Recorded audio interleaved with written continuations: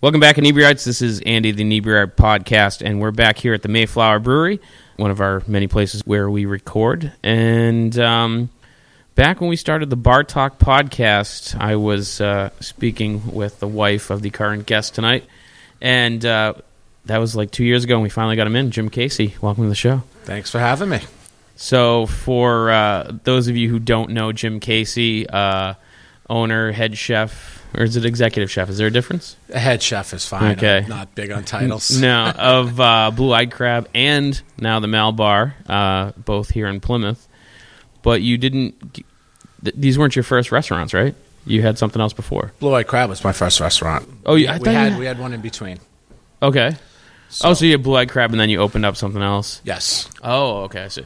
What was that one? The Red-Eyed Pig, which was a barbecue restaurant in the city. What's with the eye thing? It started with the Blue-Eyed Crab, and when it was time to open another restaurant, we just... Kind of stuck with the name? Yeah, we stuck with the name and did a play off the name.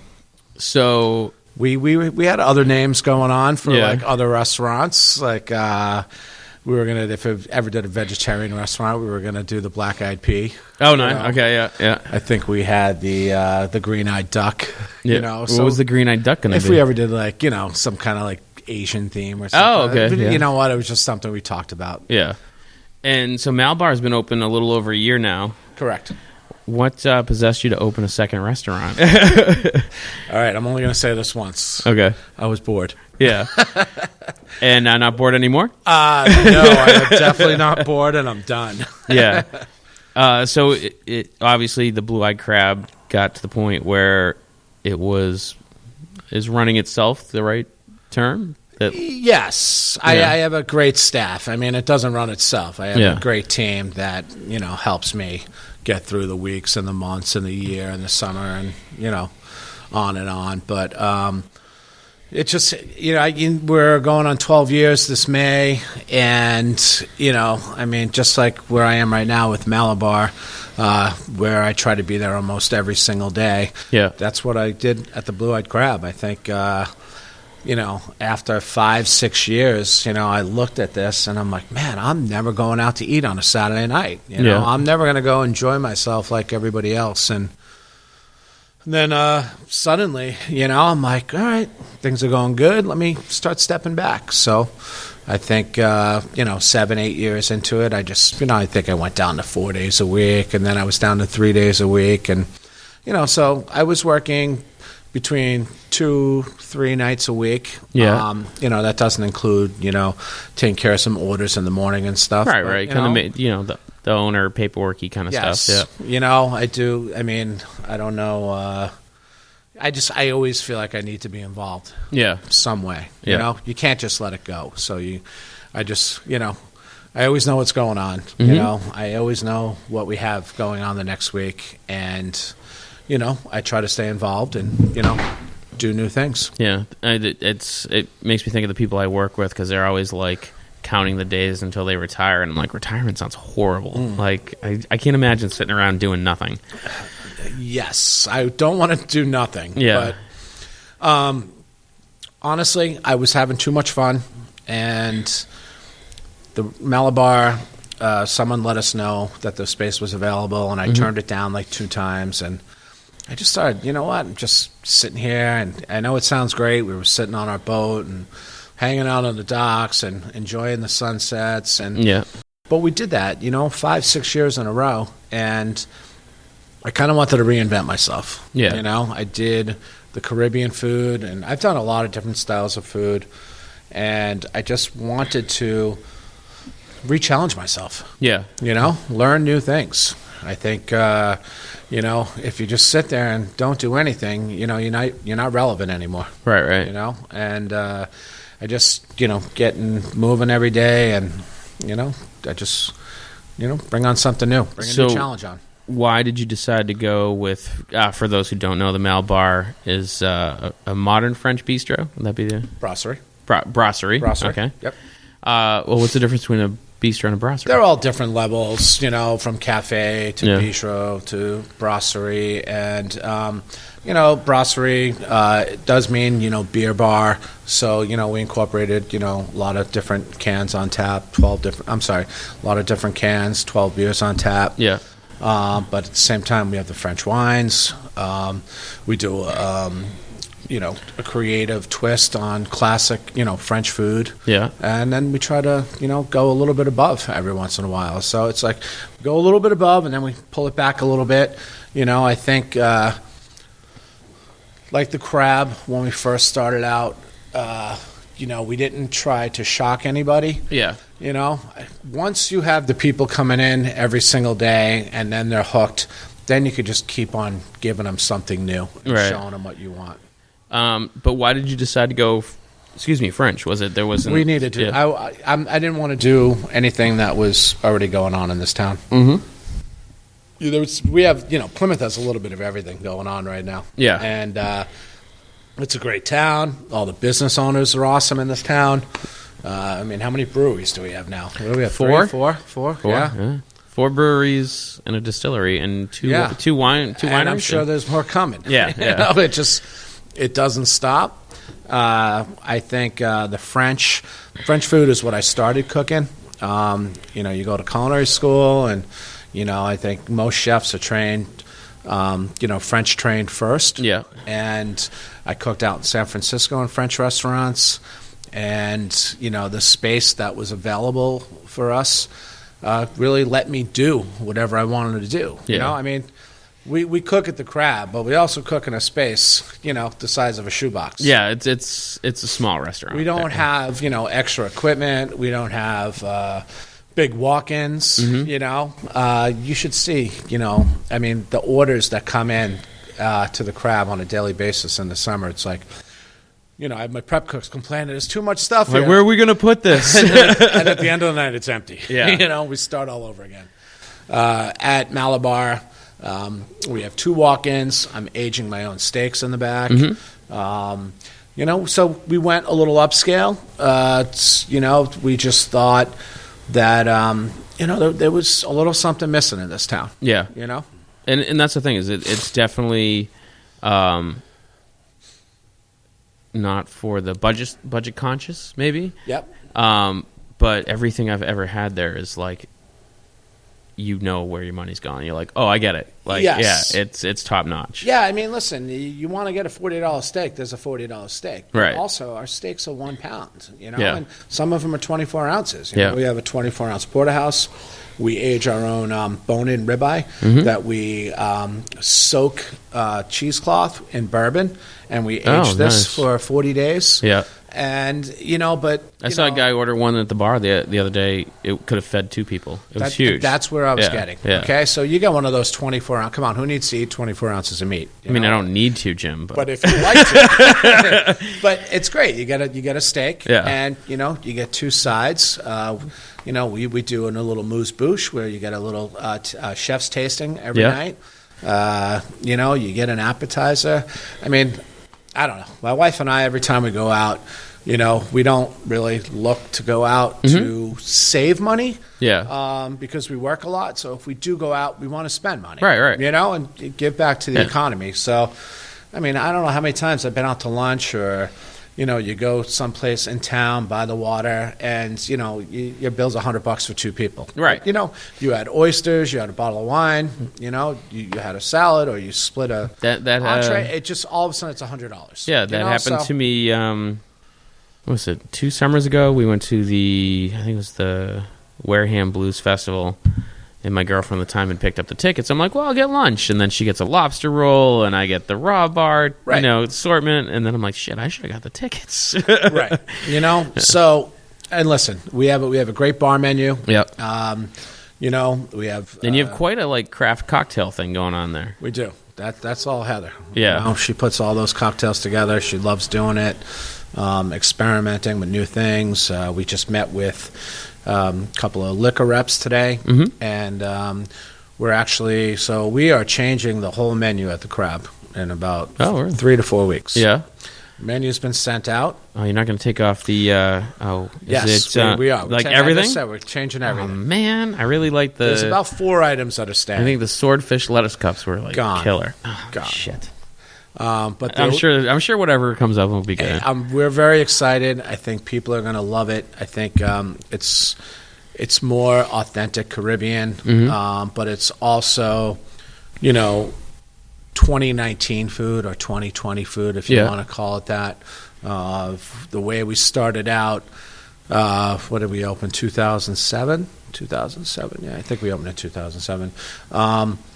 There was more fish in the ocean. Yep. It was a lot easier to get seafood. Things were getting flown in from Florida. And we were getting, pintado from, the Amazon rainforest. Like, there was stuff getting flown in all the time. Yeah. And now it's just, I don't think that people are still flying fish in, but, it's definitely more local. Is it getting that much harder to get seafood? Oh, yeah. Yeah. I mean, I was, we would have grouper from Florida flown up every week. Yeah. We would get opa from Hawaii. And it just, these days, a lot of people aren't shipping their fish because it's being sold right there. Right. Why fly it halfway across the country when you don't have to? When you don't have to. Yeah. And, the cod restrictions, we haven't had fresh cod from, local in 5 years now, something like that. I think it's been at least 4 years. Wow. Yeah. So, I didn't know there was cod restrictions. Oh, yeah. You're allowed to catch one cod. One? Yeah. If you have a license. I believe it's one cod. Holy shit. So, yeah, there's been restrictions for a long time. And I just, so anyway, it's, we don't have the blackboard covered with fish specials anymore. Yeah.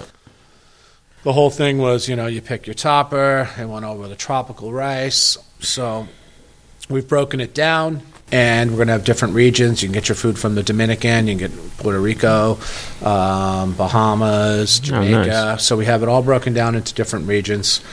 And, now I can get back to changing the menu, doing different blackboard specials. Yeah.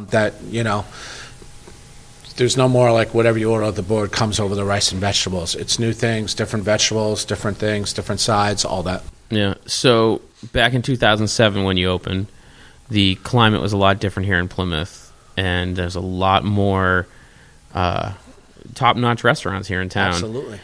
Do you feel the pressure to compete with them? And I mean, most everyone's friends here, but it's got to be at least a friendly competition to kind of of course, have the next big dish. Of course, every time a new restaurant, I'm like, I better step up my game. Yeah, and I think that's part of us changing the crab menu.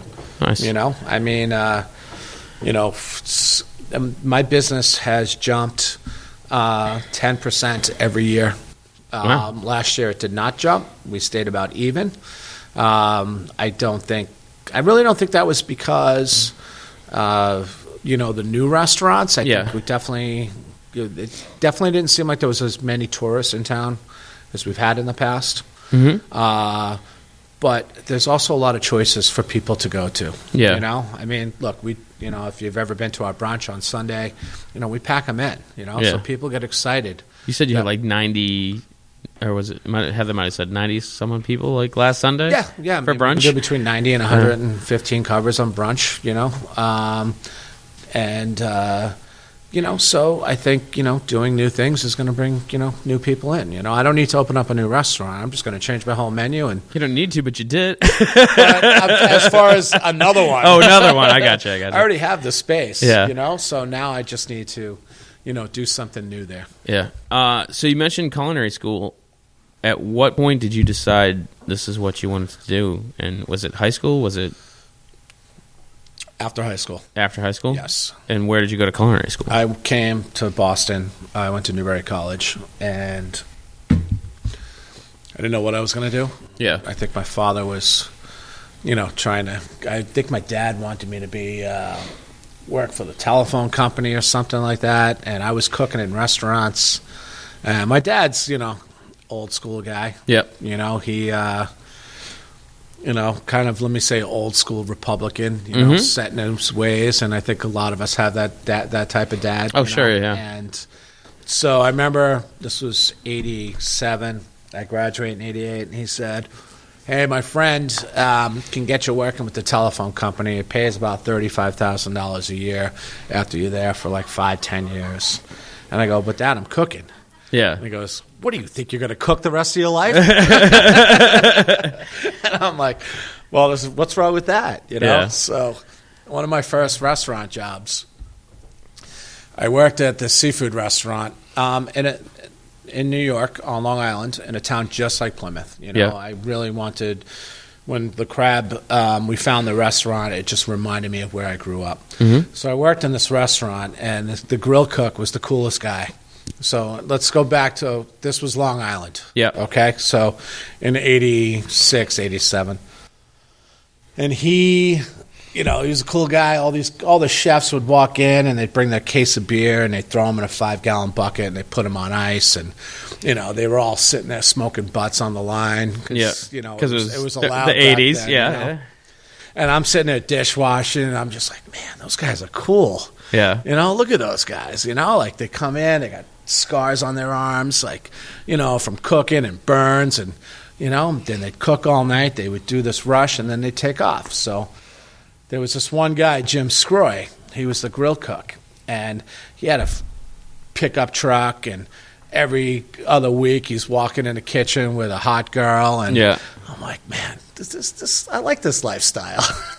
You know, it's a cool lifestyle. And it seems like there's a little rock star in the kitchen. Even back then, when the whole rock star thing wasn't going on, it was just a cool thing. And it was, you know what, let's not call it the rock star. It was a family. You know, it didn't matter what restaurant you worked in. It was all about family, you know? And, you know, you hear it all the time, and you see people posting stuff on, you know, Facebook. I love my Speedwell fam. I love my Pillory fam. You know, the crab, they call them the crab fam. You know? And it's like, you know, I'm very lucky. My staff has been with me a long time at the crab, and they all grew up together, and they're all working together, and I try to take care of them as much as I can.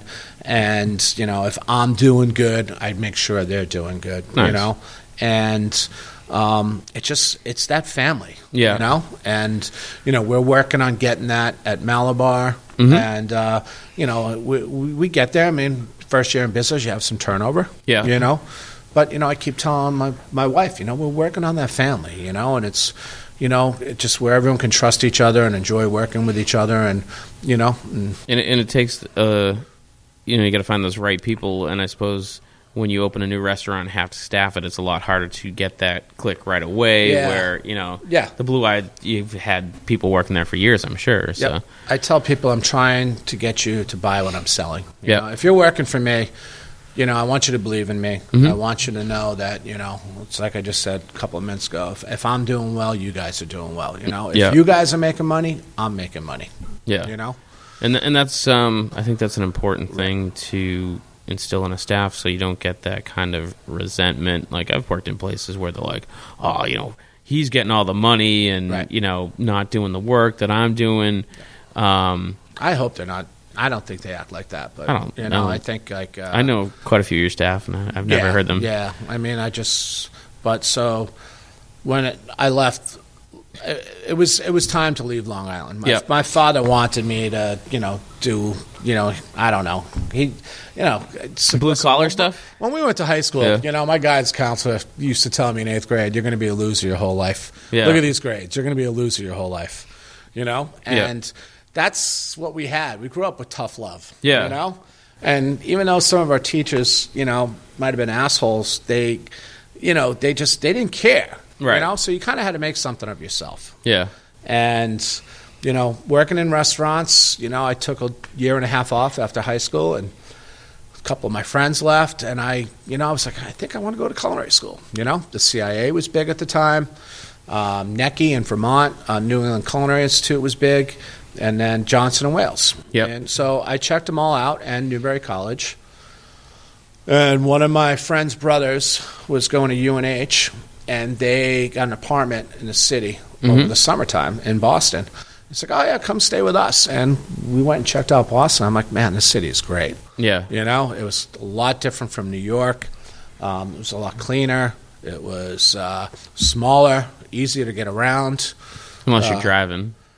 Now forget it, man. Forget it. So I started applying to culinary schools, and, and took a little convincing, and, next thing I know, went to culinary school for 2 years. So what was the experience of going to culinary school like? Is it like compared to like boot camp? Is it like immediately like working in a restaurant? It is like working in a restaurant. So I had to do both. I went to culinary school and I worked at the same time. Okay. So now culinary school is Monday through Thursday. Yeah. You have to do. It's basically like a full year of production classes, but they split it up. So the first semester is production, second semester is academics, and then your second year, it's the same thing, one semester production, and then your final academics. So I was able to split it up and always take Fridays off. Culinary classes, for some reason, we always had off on Friday, I think because they thought a lot of people were working. I was going to say, if they think you work in the business, right? That's like so a prime I was able day. to have Friday off, and I'd wake up, I'd go work in a restaurant Friday morning. Sometimes I'd pull a double on Friday. I would try to work either Saturday morning or Saturday night, and then I'd work Sunday brunch, and I did that at Top of the Hub. So I was there I wound up staying there for 3.5 years. Yeah, worked all through college. They were good to me. They gave me insurance and all that, being in a corporate restaurant, and it was right around the corner from where I lived. Culinary school was cool. I met some of my, best friends that are still my friends these days. And the dorms were right on Com Ave. Yeah. So the off-campus dorms were right on Com Ave. And, being 20 years old in the city, you couldn't ask to be in a better place. Sure, yeah. Right around the corner from Newberry Street, downtown, Kenmore Square, everything that was going on back then in, the early 90s. Yeah. So when you went to culinary school, was there like a really broadening of your taste? Did you get like exposed to new things? Because you said you worked in a restaurant already, but I think of like a lot of kids that maybe like my daughter was considering going into culinary, but she lives in a household that's like mac and cheese and meatloaf. Did you get exposure to a lot of like new tastes right away? Yes, and that's a great question. So when I went to culinary school, I was very nervous. You're going to school for the first time, and it really helped me that I started cooking at the age of 15 years old. Yeah. Started dishwashing and worked my way up at the age of 15. Because when I got to culinary school, there was a lot of kids that just, like you just said, they were lucky if they knew how to make mac and cheese. Right. So right off the bat, I got along with all the chefs, all the professors, all the chefs, and I was able to basically just hold my own or have the chefs put me in charge of certain things and teach some of the younger kids, the kids my age that didn't have the experience, new things, So like I said, it's culinary school, classic French classes. We took baking classes, garde manger, it was lots of new things, We took American cuisine, So I forgot what I was going to ask. Shit. So one thing I know specifically, because I didn't approve of this artwork going up in your restaurant, I don't disapprove, just fucking with you, is the Anthony Bourdain piece that you have hanging. So clearly he's a big influence on you. Why is it that Anthony Bourdain stands out amongst celebrity chefs to other chefs? Like, there's tons of celebrity chefs, but for some reason, people who actually work in kitchens kind of hold him on a higher regard than others. Because he's always said what's on his mind. Yeah. And being from New York, I think I've always said what's on my mind. Yeah. And, it's just, you got to be honest, You don't want bullshit coming out of your mouth. So you feel he's more genuine? He's definitely more genuine, but at the same time, he's just, you're not afraid to call somebody out. Yeah.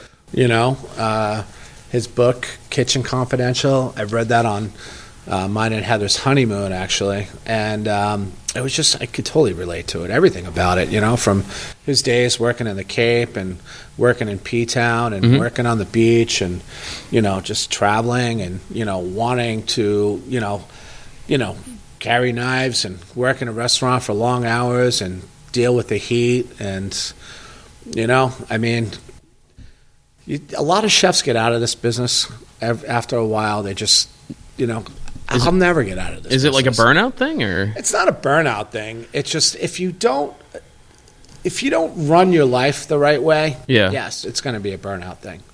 You know, I mean, I've heard for years, you know, the restaurant business, that's a tough job. Every job's a tough job. Come on, you're going to tell me that, you know, people have easy jobs? No such thing as an easy job. Or when we call the job. Yeah, if you want to make money, there's no such thing as an easy job. You know, you're going to tell me doctors don't work 50, 60 hours, lawyers, you know, contractors, you know, every job's a tough job. You know? I don't know anybody who actually has an easy job. People think when they see restaurant workers, that's a tough job. But you know what? I've been able to maintain, you know, days off that I want to. I've worked in restaurants that, you know, just allowed me to do what I wanted to do. And, you know, if you're going to work hard, you know, in the end, you know, you'll be treated better and you'll be allowed to, you know, ease up on your job a little bit. Do you think the experience that you've had with your father and going through, you know... This really is therapy, huh? You bringing up my father again? Well, you brought him up. Going through the industry that maybe wasn't his choice. So your daughter is interested in music. Do you think that's partly why... I mean, you and Heather encouraged the hell out of her. Is that, like, stem from that? Like, do your own thing, or... I guess. I don't think I would ever want to tell somebody what to do. Yeah. You know? I think, I mean, not somebody that doesn't work for me, you know? Like, you know, my son just moved to L.A. 3 days ago, and he's actually cooking, you know? But he also went to UVM and didn't work out for him, and, you know, so I told him, you know, if school doesn't work out, guess what? You're coming to work for me.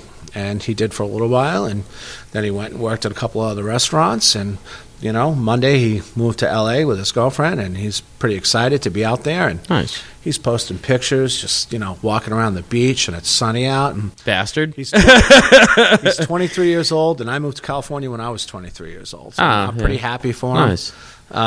You know, he was born in California, yeah. And as soon as he was born, I moved back. And I think he always wanted to go back because he was born in California. Nice. You know? Now, as far as my daughter... One, she's a girl. You don't ever tell girls what to do. Just remember that. No, I'm well aware of that. You cannot tell them what to do. Yeah. But I want them. I want both my kids to be happy. Yeah. You know, I think I'll always have their back if something happens. Mm-hmm. I work hard so I can take care of my family, but I also want them to do what they want to do. Yeah. And I'm hoping, you know, and I'm sure it will because, you know, they see me and my wife go out every day and work hard. That, you know, I think that sort of thing like carries over. Yeah. You know, it's. I feel like parents, and you know, it's a general statement. I'm sure you can find instances where it's not true, but I think if parents work hard, the kids pick it up. Yeah. Yeah. Yeah. So you've met some famous chefs in your time. Guy Fieri. Yeah. Came by to visit the Blue Eyed. Yep. You've worked with Julia Childs. I did a dinner for Julia Childs. So was Guy Fieri the top? No.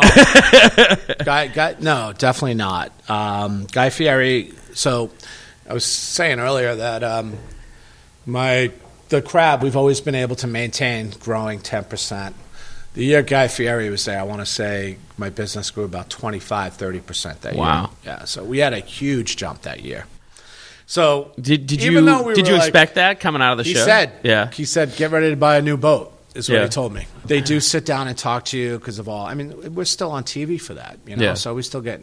Oh, they rerun that shit forever. Yeah. You know, but as far as chefs, like he's a TV chef. Now, there's a lot of cool chefs. Like I went out to San Francisco, and I worked with Wolfgang Puck one night. Oh, nice. I worked with Jean-Louis Paladin in Carmel, California. I worked with Norman Van Aken out in California. I worked with Todd English. Yeah. And there's a lot of other ones, too. You know, Jacques Pepin, I did a dinner for him. I mean, that's what this business is all about. It's about being, you know, you're in the hospitality business. You right. Get ready to meet a lot of people. Yeah. You know? Was there Like, which one gave you like the best bit of advice or the thing you? I was definitely Julia Childs. Yeah, Julia Childs was the absolute best. And my son was born, I think, the year before that. And when Julia Childs walked into my restaurant, his mother said I had the same look on my face that when my son was born. Yeah. So it was, it was my nerves and everything. And she pulled up in a limousine, and I'm about to do a 6-course wine dinner for Julia Childs and 15 other people. And did you have that moment like, what? Who's letting me do this?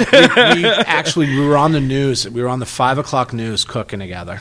And so it was just me and her in my kitchen. Joyce Cole Haywick, I don't know if you remember. Oh, yeah. Joyce Cole Haywick was interviewing us. And, I made brandade, which is a potato and salt cod puree. And Julia looked at me and she goes, you need to cut back on the garlic a little bit. Okay, chef, you got it. So, we did that together, and that was for the segment. And then I did so I knew I was cooking for her, and I scheduled a trip to Paris a month before I cooked for Julia. Yeah. And the lobster bisque that is on the Mallebar menu, I cooked for Julia. Mm-hmm. Every once in a while, I do something from that night, just as a special or something like that. But we did the dinner. She loved everything. And then that night afterwards, I went and sat down with her, and me and her finished a bottle and a half of wine and just sat there and talked. And, she'd tell me about yourself, tell me about your life. And, she told me a little bit about her. And, That's awesome. I woke up the next day and I'm like, wow, did that really just happen? Yeah, that's so cool. When I was a kid, I was considering becoming a chef. I was really fascinated by, I feel like I was at the dawn of cooking shows. I watched Julia Childs. I watched the Frugal Gourmet, the Cajun Chef. Were always on in my house. My relatives said I used to watch Julia all the time when I was a young kid. Yeah. So it was a great show. Yeah. There wasn't a lot of choices. So it was like, we had like 4 channels. Yeah, that's it. So if it was on TV and, you were just sitting around the house, that's what you watched. Right. So I feel like we're at a time where everyone's kind of like looking for the next hot dish. Like I remember the first time I saw Brussels sprouts on a menu, and now it's like every restaurant has Brussels sprouts. Right. Or cauliflower. Cauliflowers, yep.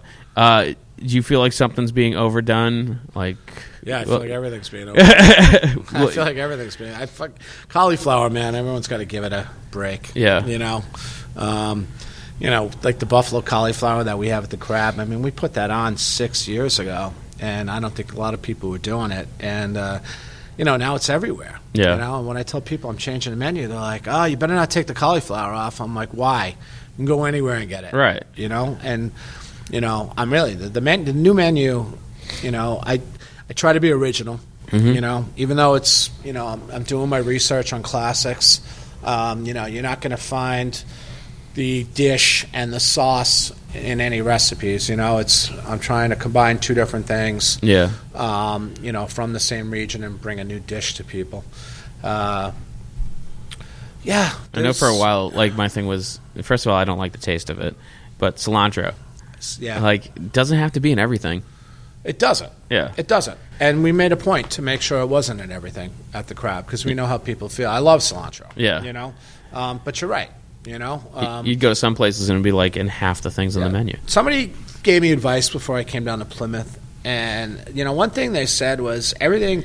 I'm going back to 2007, and he lived down here, and he said, "Man, everything tastes the same down here." Yeah.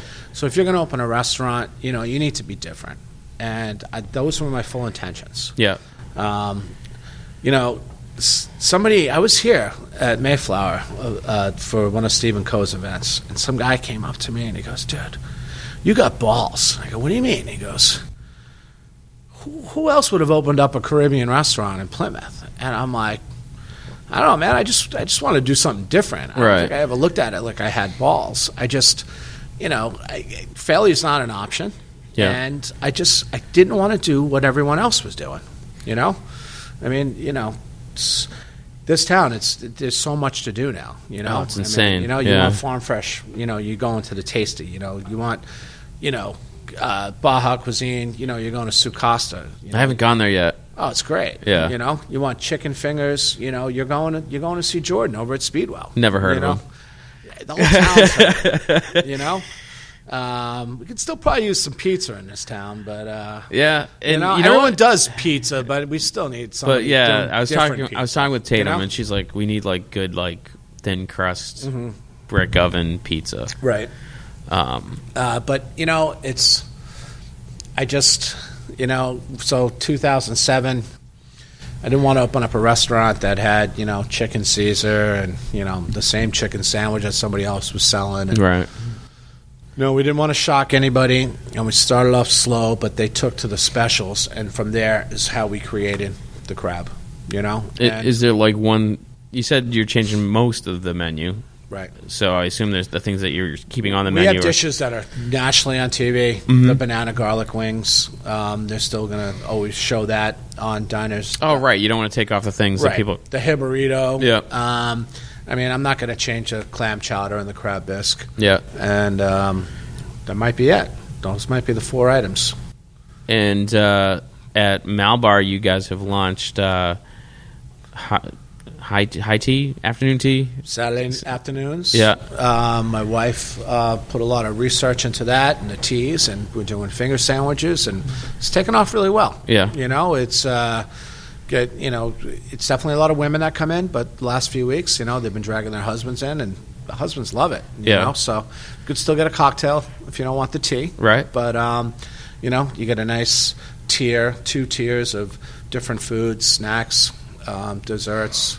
And it's quick, It seems like everybody's in and out in like an hour. Like a quick little luncheon and get on your day. Yeah. Now, the interesting thing I found when I moved to Plymouth, and I'm still kind of baffled by this, is how one block makes all the difference in the world. Mm-hmm. During the summer, do you see Blue Eyed way busier than Mallebar? Oh, yeah. Yeah. Yeah. And it's just that one block. I mean, you're basically one street closer to the water. Yeah. Why do you think that? I don't know. I don't get it. I don't get it either. Do you go to Newport or anything in the summertime? Where the hell were we? Yeah, I can't remember where the hell we were. Busy. Yeah. The whole town's busy. Even the restaurant on the side street is busy. Right. And I think everyone holds their own in the summertime. Like Main Street, obviously, that whole area is quieter. But everyone, you find your niche. You know what nights you're going to be able to, promote yourself and get the business in there. It's just like me. I'm on the waterfront, so November, December is really quiet. Yeah. I said the tourists was down a little bit this year, but usually we see a lot of tourists in here in September and October. Yeah, and it definitely wasn't as many. And the Mayflower's not back. Right. We got. I think it's coming back this summer, isn't it? It's not. Shit, I thought it was supposed to be, wasn't it? Yeah. Oh, okay. I you know what? Have you gotten a straight answer when it's coming back? I've never really asked. I just heard 2 years. Messaged the people working on it. Yeah. And they responded to me, and they said it was coming back. I think they were shooting for May of 2020. Oh, really? Yeah. It won't even be back in the spring. That's crazy. Right? So that's what they're shooting for. I had no idea. Yeah, they said they would. Breaking news. Right? Yeah. I've asked a few people, and I've been sitting on that for a little while. Yeah, of course I'm not going to say that shit. Yeah. Yeah. So where do you you said you do a lot of research on classical dishes and try to combine things that maybe haven't been combined before. But where do you do that research? I mean, is it all online now? Yeah. I think you see a dish and you get inspiration for something. Cookbooks. I'm constantly buying new cookbooks. I have a library of over 1,000 cookbooks. Sometimes I'll just take something and an old book that I haven't read in a while and just start searching through it, and I'm like, oh, there we go, can do something like that. Yeah. The last couple of weeks, it's almost like writer's block. You have these great ideas. I think what happens is towards the end of each season, you're excited for all right, so now it's winter. You're going to do more squash and hearty stuff. Yes, and and then all of a sudden you get towards the end of it. right before the spring, and now the spring items, are really only 5 weeks away, and you're just like, all right, enough of winter, know, and now you're looking forward to spring. I'm already looking forward to fiddleheads. I started cooking with them maybe like a year ago. They're really good. Asparagus and peas, and just more of that. It's just it's just new seafood coming about. We have some game on the menu now. We have venison on the menu. Really? Which is sold really well in the wintertime. But, that will be gone, this spring. So the menu changes. We try to shoot for every 6 weeks at Mallebar. And you guys have a bar menu. Yep. Now that's only available at the bar, right? Yeah, we make exceptions. Oh, okay. It's a lot of people have been coming in for that duck burger that you like so much. So good, man. And, they'll come in the bar. The bar fills up pretty fast. Yeah. So they'll only get a table. And, we really want to get to, of course, I'm going to say yes. Yeah. It's killer. Yeah. It is good. Yeah. It really is good. I really enjoy it. And the one time I'm like, Jim, this is a really great burger, and Heather immediately was like, he didn't cook it. Yeah, so, she keeps you honest. Well, one of my cooks cooked it. I know. It's my recipe. I know. I just loved how she was like immediately like, he didn't cook it. Yeah. Well, tell her next time she doesn't make the drinks.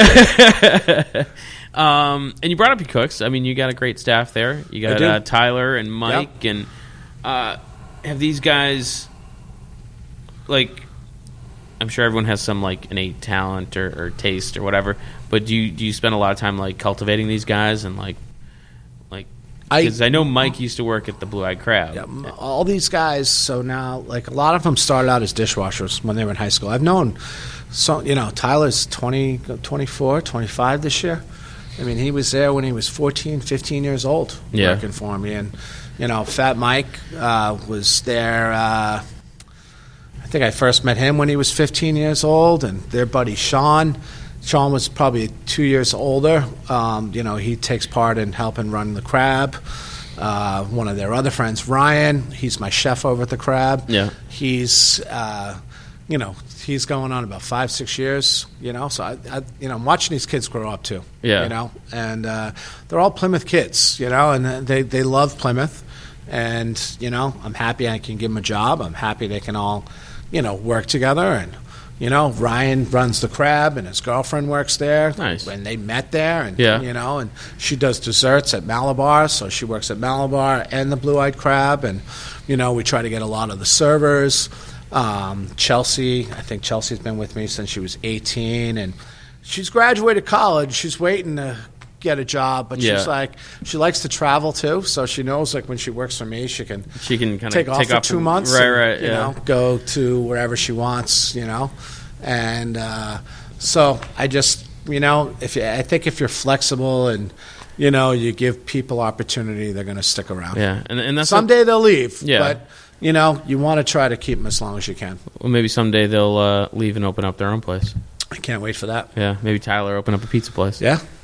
And get his ass in gear, man. I've been trying. I've been trying for 10 years. Yeah. But then you get like someone who kind of comes out of nowhere. I know he was kind of inspired by Mike Morway, but you got Jake Hill baking for you over there. And he's one of those guys that, how long has he been baking? Maybe like 5-6 years, maybe? Yeah, I mean, I know he was doing a bunch of things for Mike, in that same building.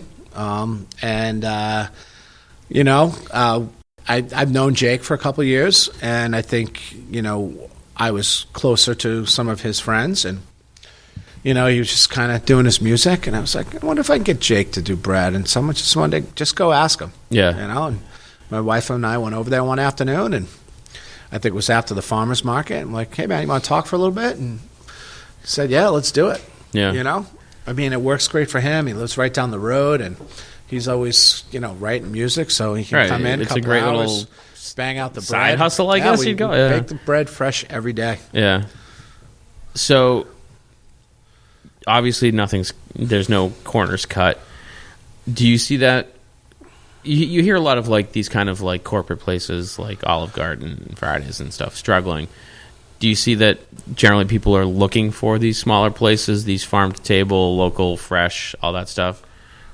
Do you think it's just the appeal? Do you think it's a trend? Do you think it's going to go away? Do you think that's no? It's definitely not going away. I mean, it's the movement. It's where it's going. I mean, people are always like, you can get one of those steaks, for $20 at another place. It's not the same steak. Yeah. I mean, we're using prime meats. We're aging them. It just, when you age that beef, it gets that nice full flavor. And, your some of the moisture is being removed, so the flavor itself intensifies when the moisture is removed. And I don't know. I'm not a chain restaurant guy. I've never been. The funny thing is, when I first started hanging out in Plymouth, even before I lived here, we hung around Fridays. Like, that was our go-to place.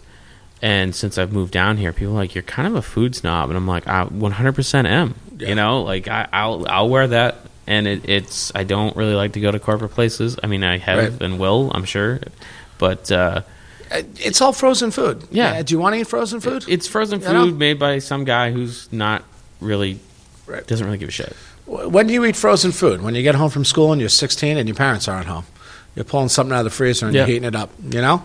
But like, if you're an adult, you should eat fresh food. I'm sorry. No, I agree completely. And to me, the way that I look at it is, I'd rather spend more, get something amazing to eat, and be like, "Hey, I just helped out Jordan's family." Yeah. Or I don't like to say I gave money to Carl. I gave money to Roman. Yeah. But it's like you want to help out the people you know. Yeah, you want to keep the preservatives out of your food. Yeah, absolutely. And we have a pretty strong farmers market down here. Farmer Dave. Yep. Everyone raves about, and I've met him recently. Yep, from Plato's Harvest. Yep, from Plato's Harvest in Middleborough. Yep. Do you guys use his stuff? Like, how local do you try to stay? You know what? I don't use it as often as I should. Yeah. I think in the summertime I'm able to get over there a little bit more. I am definitely... I'm a busy guy, know. And I use Sid Wainer, and they, they have, I can get the food delivered right to my door. Right. And that's got to be harder when, like, the busier you get. Like a smaller farm. Heading out and buying that stuff. Right, yes. Right. And just like, hey, I need 4 heads of lettuce, opposed to, like, I need 400 heads of lettuce. Well, that's the thing. I mean, listen, the blue-eyed crab... Dave would come in the summertime after farmer's market. He'd drop off a box of tomatoes, and I would sell that, and he was like, "Oh, let me know if you need anything next week." And, I might have grabbed another box of tomatoes the following week. But both of my restaurants, I'm, even when the Crab was a small restaurant, I managed to, on a busy day, do 175 covers. Yeah. And now, in the summertime, we do, in 1 week, a little over 2,000 covers every week. Holy cow! And then you start thinking about it. It's a lot of food. Yeah, it's 8,000 to 10,000 covers a month. Yeah. And you have 30,000, 40,000 people coming through your restaurant in the summertime. That's crazy. So that's a lot. That's crazy numbers. Yeah. And the farmer's market is great. We stop there. We buy stuff for our house. But a lot of times I just need a lot of stuff in bulk. Yeah. I'm buying cases of things, or, but definitely with the French restaurant, I was able to get some more things and free up my time a little bit. Yeah. But the same thing. We're trying to do the numbers there also. Yeah. I'm. The more people that come in, that's how we make our money. So I love asking chefs this question, and sometimes you get some interesting answers, and they're never the same. They're all over the road. You already said you don't like frozen. You should be eating fresh. But is there like a guilty pleasure? Like, is it a Twinkie? Do you like have to have a Big Mac once a month? Is there like that one thing that, like, if someone saw you eating it and be like, really, you're eating that? I'd have to think about that. Like, perfect example, we had Joe Elliott from Bear and Boots on, and he's like, "Oh, we'll drive an hour to hit Taco Bell." Right. It's just every once in a while you get that, nostalgic high school. Right. I smoked a little. I want a Taco Bell taco. I want to make a bad decision in my life. I honestly really try to stay away from fast food. Yeah. Chain fast food. Because I asked Mike Moore that question, and he was basically like, "Fuck corporate. If I don't know the guy, I'm not buying from him." Right. So it's I always find it really interesting to to ask that question because it's really all over the place. Yeah, I think, man, once again, we live in Plymouth. Yeah. There's so much great stuff. There's so many great things. I tell people you can't go hungry in this town. Right.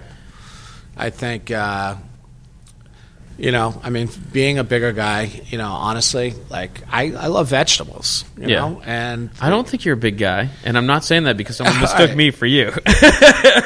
I could always, I would call you slim. I could cook steak. I could cook fish. I could cook all these things and have them anytime I want.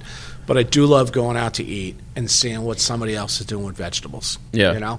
Mike Wisdom's doing a great job over at the Tasty, man. He's always, and Brent that worked there before him. Yeah. I still love seeing what those guys were doing with vegetables. Wisdom does amazing stuff over there. And it's great. And, and we talked about, Speedwell. I get their veggie wrap all the time. I think. I don't think I've ever had that. It's pretty good. Yeah. It's pretty good, and it's simple, man. It's just that's what I like about Speedwell is it's very, like, it's pub food. It's nothing... I don't want to say it's nothing special, but it's nothing. You're not going to go in there and get squab. Right. It's burgers, chicken wings, some wraps, French fries. Like, right. Nothing that you wouldn't see in any other place, but they do a great job. Yeah. Yeah. So I mean, and it's got they've found a great niche for themselves. Oh yeah. Yeah. Absolutely. I love the turkey burger over there too. I get that a lot. I haven't had that either. Yeah. But I always get hung up on. Actually, you know what? I'm kind of pissed. They had I really like that they had a shock yard wrap, which they named after a local, workout place, and the place went under, but the wrap still stayed on the menu. And then last time they redid the menu, that's off the menu. It's off? Yeah, I'm sure if I asked for it, I'd probably still get it. Right. But I know a guy. So do you have like one go-to place? I'm asking the hard question because now everyone's gonna the go-to place. Or let me ask you it in a different way. Is there a place you go when you don't want to be recognized? Like when you just want a low-key night? I don't... Besides going into the city? Yeah, besides going into the city, So like if you want to just like be anonymous, you'd like go into the city? Yeah, but the restaurant community, man, it's... I went up to go see Mike Morway at Trillium a few weeks ago. And I looked in the kitchen. I didn't see Mike. All of a sudden, Mike's sending me out some food. And I'm like, where is he? I didn't even tell him I was here. Yeah. And he goes, one of the bartenders downstairs saw you walk in. And I'm like, it's like everybody in the restaurant business knows each other. Yeah. It's a really big community. It always has been. People in the city know each other, and people down here know each other. And, now it's 6 degrees of separation. Yeah, it's what I love about working down here, living down here. Is it's just the community. I mean, it happened one time I was here. I was getting a drink at the bar here at Mayflower, and this girl comes over and she's like, "I just have to tell you that I had to do a double take because I thought you were Jim Casey." Yeah. And I'm like, "You just assume I know who Jim Casey is?" And she's like, "Well, yeah." And I'm like, "Hang on, let me text him." And you were like, "Did you tell her that I was?" That was Laurel, right? Yeah. Laurel? And you're like, "Did you tell her I was chubbier and handsomer?" But yeah, I mean, it's just like you just assume everyone knows everybody else. Plymouth is the best. Yeah, it's the best, man. Summertime's great. The winter, especially this winter, it's going by nice and fast. Knock on wood. We haven't had today's chilly. Yep. No doubt, but overall it's been pretty unremarkable. Which is nice. You know what? I'll take 1 or 2 days that's cold. I mean, last year I think the whole month of January was like under 20 degrees. Bad, yeah. And then the year before harbor was frozen. The year before that, it was like 8 feet of snow in like 3 weeks. Yep. So this year's not been bad. No, not at all. Sweet. Well, Jim, I'm very excited to see what you have coming up on the menu. Cool. I've never had anything that I haven't loved at your restaurant. Thank you. I firmly enjoy going into your restaurant and calling Heather the wife of the owner because it drives her fucking crazy. Yes, it does. So I encourage everyone to do that because I love giving Heather a hard time. She's going to take it out on me. Don't do that. No, she's great too. She's the best. She puts up with me. She's the best. Your staff is great. Everybody there. We've been together for almost 21 years now. Yeah, that's awesome. It's great. You know, not many people can say they've been together for 21 years. I'm trying to get past like 4 or 5. Right? Oh, yeah, you know? Yeah. So, but no, it's you make great things. People can, I'm sure they can probably find the Diners, Drive-Ins, and Dives episode somewhere online. Yes. It's probably out there somewhere. Yeah. I think you can get it on YouTube. You could probably get it on our Facebook also. Yeah, sweet. And so they should check out the Blue-Eyed Crab on Facebook. They should check out Mallebar, M-A-L-L-E? M-A-L-L-E-B-A-R. Yep. All one word. Yep. Do you know what Mallebar stands for? Bad Bar. Yes. Yes. As in bad sandbar. So that's how that came about. Okay. You know, we were down to our last minute trying to find a name for the restaurant, and you know, we have a boat and we've hit a few sandbars, and Is that what that is? that's what it's. Yeah. Okay. And it all came about from a French explorer. Off the top of my head, I can't think of it right now, but he kept from the Cape to Samuel de Champlain. Okay. Lake Champlain. So he kept running. He was drawing up maps to bring back, and he kept hitting sandbars, and he dubbed those Malabars. Malbars? Oh, Yes. that's cool. I didn't know that. So that was the only French relevance that we could find in Plymouth. That was local. Oh, that makes a lot of sense now. Yeah. So Yeah. with all the sandbars out there, we're like, perfect, Mallebar. Nice. And I strongly suggest anyone who's listening, visiting Plymouth, I mean, if you haven't already been to either restaurant, get there. Toot sweet. And check out the duck burger, man. It's just killer. Duck burger, duck fat fries, So good. duck skin right on top, Yeah. crispy duck skin. Oh, you had, it was almost like a duck poutine. I don't know if it's still on the menu. We switched it up a little Yeah. bit. I did some new things. And I was there with a few friends, and so we got it. And I'm like, hey, can we have a couple forks and plates? And they brought it over, and Fish is like, dude, this is amazing. I'm like, yeah, but I already gave you guys forks, and I can't take it back now. I think when I put the duck burger on, I took the duck poutine. Yeah. This way everything wasn't duck on the bar. Right, but that was killer. French onion soup, also great. Thank you. So yeah, love your food. Awesome. And yeah, I can only say nice things about you, Jim. And I don't usually do that. So Well, I appreciate it. Well, this was a lot of fun. Thank you very much. No problem. And we'll have you on again when you open your next restaurant. Yeah, why did it take you so long to invite me? Well, because actually the first time we started talking You've was... been asking me for over a year. I have, but like the first time that we started, like basically we became friends when you opened Mallebar, and you're like, I'm fucking busy, and I'm like, Yeah. okay, right on. And so that's about a year ago. So I gave you a year, and so I brought you back on. So now I have to get Heather on the other one. And between the two of us, we have a face for radio, so yeah, oh, absolutely, Yeah. yeah. So or podcast. handsome as fuck. So thanks again, man. Thanks, bud.